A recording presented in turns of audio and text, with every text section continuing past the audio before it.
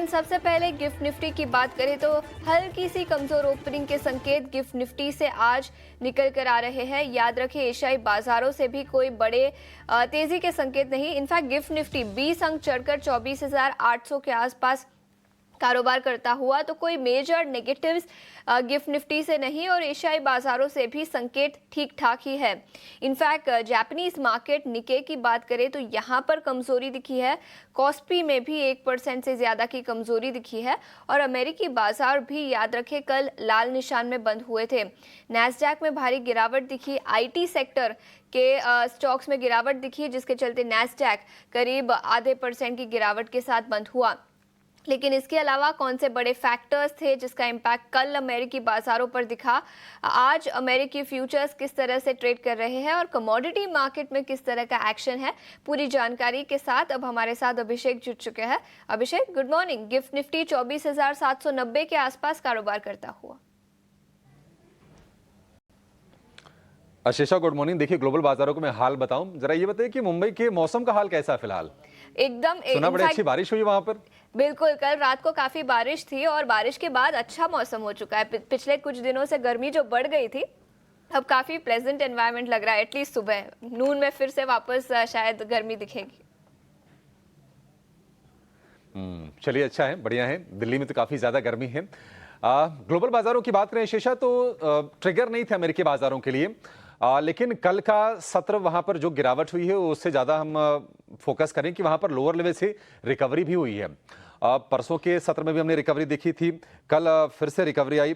हालांकि Dow Jones 100-125 गिरा है, नेस्डेक में करीब 17 अंकों के आसपास की गिरावट रही है। S&P 500 लगातार 6 दिन से चल रहा था, 6 दिन के बाद में ये तेजी थमी है। 25 अंकों के आसपास की हल्की सी गिरावट रही है, लेकिन दिन के निचले स्तर से डाउ में करीब 200 अंकों की रिकवरी आई है। नेस्डेक की बात करें तो करीब 125 अंकों के आसपास से रिकवरी आई।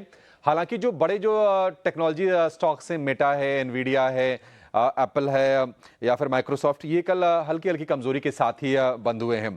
पिछले एक महीने की अगर बात करें, यानी कि अगर आप 21 अप्रैल से 21 मई तक की जो जर्नी रही है नेस्डेक की, बहुत ही शानदार रही है। करीब 20% के आसपास की सॉलिड रिकवरी नेस्डेक में आ चुकी है।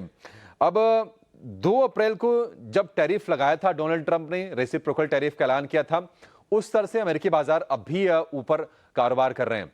एक और चीज ये है कि टेस्ला के सीईओ एलोन मस्क का बयान आया है। उन्होंने ये कहा है कि वो कमिटेड हैं कि 5 साल तक अपने पद पर बने रहेंगे। तो ये क्रूशियल स्टेटमेंट है, टेस्ला के निवेशकों के लिए काफी ज्यादा जरूरी है। ग्लोबल बाजार से उतना लिंकेज सेंटिमेंट के लिहाज से नहीं होगा, लेकिन निवेशकों की जो नजर है अब फेडरल डेफिसिट पर होगी, बजट बिल पर होगी। देखते हैं कि ट्रंप प्रशासन की तरफ से क्या कुछ किया जाता है इस मसले पर। ये कुछ अहम चीजें होंगी। अगर हम इकोनॉमिक इंडिकेटर की बात करें तो आज आर्थिक आंकड़े कुछ नहीं है अमेरिका में, तो संकेत थोड़े से हम कह सकते हैं कि म्यूटेड है। कोई ना तो बहुत अच्छे हैं ना तो बहुत बुरे हैं, न्यूट्रल से संकेत है अमेरिका से। एशियाई बाजारों की बात करें तो आज हम देख रहे हैं कि निक्केई में, यानी कि जापान के इंडेक्स में फिर से कमजोरी लौटी है। हालांकि कमजोरी काफी कम है, 60-65 अंकों के आसपास की नरमी आपको दिखेगी। और एक आंकड़ा है जापान के एक्सपोर्ट का, जिसमें कि लगातार दूसरे महीने हमने फॉल देखा है अमेरिका के टैरिफ के चलते, तो ये एक नोटिस करने वाली चीज है। लेकिन हैंगसेंग में तेजी जारी है, करीब वहां पर हम देख रहे हैं कि 100 अंकों के आसपास की बढ़त है। चीन के बाजार में हल्की बढ़त है। कोरिया के बाजार की बात करें तो 1% की मजबूती पर कारोबार कर रहा है। लेकिन जिस तरह से डॉलर में हम नरमी देख रहे हैं, डॉलर इंडेक्स आ गया है 100 के नीचे, सोने को थोड़ा सपोर्ट मिला है और गोल्ड के जो प्राइसेस हैं कॉमेक्स पर वो हैं $3300 के आसपास के फिलहाल।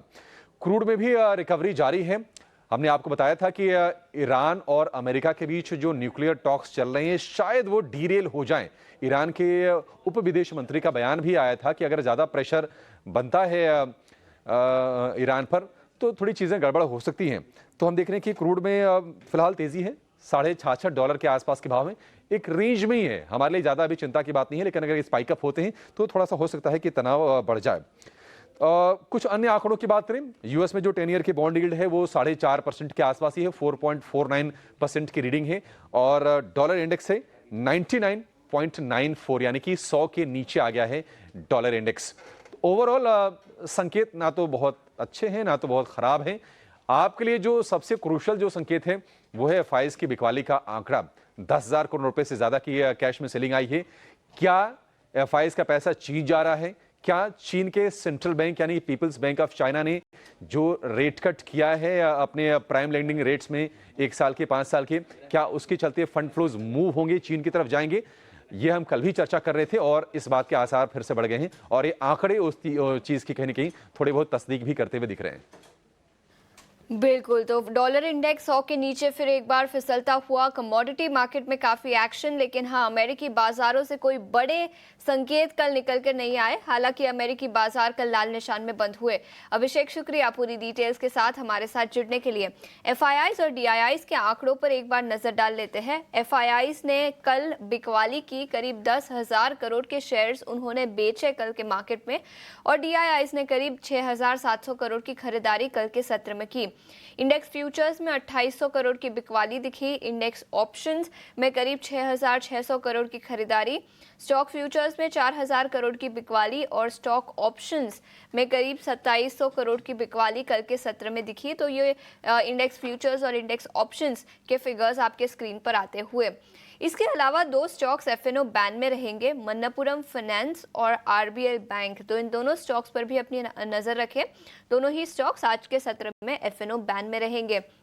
लेकिन कल के सत्र की कमजोरी के बाद आज गिफ्ट निफ्टी से हल्की सी तेजी के ओपनिंग के संकेत, 25,000 के पास कारोबार करता हुआ।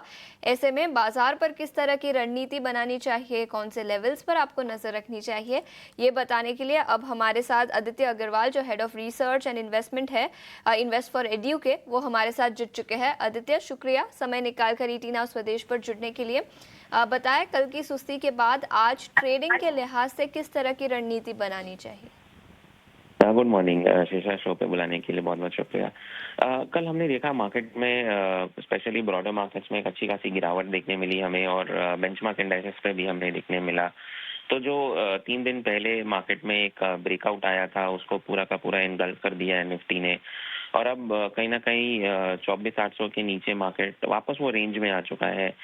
तो 24,500 से लेके 24,400 का नीचे एक सपोर्ट एरिया नाउ उभर कर आएगा, और ऊपर 24,800 का एक रेजिस्टेंस हो जाएगा, जो कि पहले एक सपोर्ट था, और 25,000 डेफिनेटली एक मेजर रेजिस्टेंस के जैसे अब एक्ट करेगा। हमको यहाँ पे बहुत केयरफुली विक्स पे नजर रखनी चाहिए, और जितने भी व्यूअर्स हैं हमारे, उनको मैं कहूँगा एक बार विक्स पे आप नजर रखें जब भी आप कोई पोजीशन बनाएं, क्योंकि 16 से विक्स ने एक रिवर्सल दिखाया है, और 18 अगर क्रॉस करने की कोशिश करता है विक्स, तो फिर मार्केट में जो सेलिंग प्रेशर है वो और इंटेंसिफाई होगा, और हमें मार्केट में और लोअर लेवल देखने मिल सकते हैं।